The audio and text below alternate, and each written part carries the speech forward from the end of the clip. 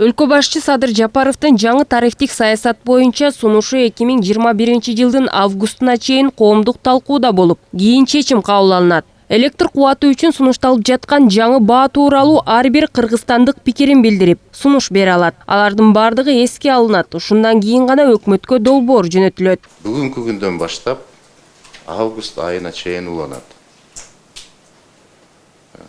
Ошон үчүн убакыт бар.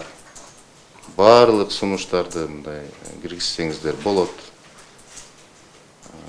Энергетиктер болсо ошол сунуштардын барлыгын дыкат караганга биз даярбыз. Жаңы тарифтик саясат боюнча аз камсыз болгон үй бүлөлөр электр энергиясынын 1 киловатт саатына 74 тыйындан, бийик тоолуу аймактарда жашагандарга 1 сом 4 тыйын, калктын калган катмары 1 сом 48 тыйындан төлөйт. Бирок суу тартыштыгына байланыштуу кышында төлөмдүн экинчи тепкичи жүргүзүлүп, 1000 киловатт сааттан ашса 2 сом 29 тыйындан алынат. Буга чейин айына киргизилген 700 киловаттык чек жоюлат. Энергетика министри Кубанычбек Турдубаев учурда аз камсыз болгон үй бүлөлөрдө аныктоо иштери жүрүп жатканын айтып, энергетика тармагы өтө оор кырдаалга келгенин, төлөмдөрдү көтөрүү зарылдыгы жаралганын кошумчалады.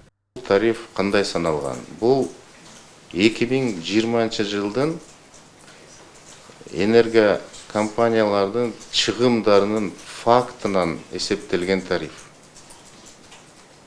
Бирок ошол эле учурда ушул тариф азыркы жагдайда эске албайт.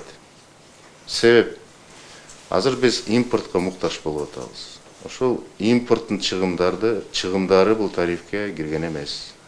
Азыр биз Тез Бишкекте генерацияны көтөрүп атабыз. Кошумча электроэнергияны чыгарып атабыз. Буга отун керек. Ошол кошумча отундун чыгымдары дагы ал жерге кирген эмес.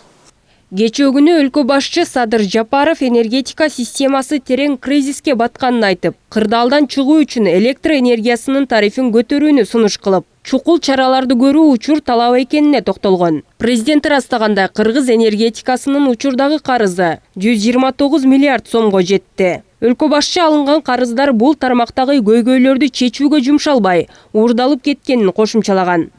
Көмөк чордондорубуз, линияларыбыз оңолгон эмес. Тескерисинче итке минип калган абалга келиптир.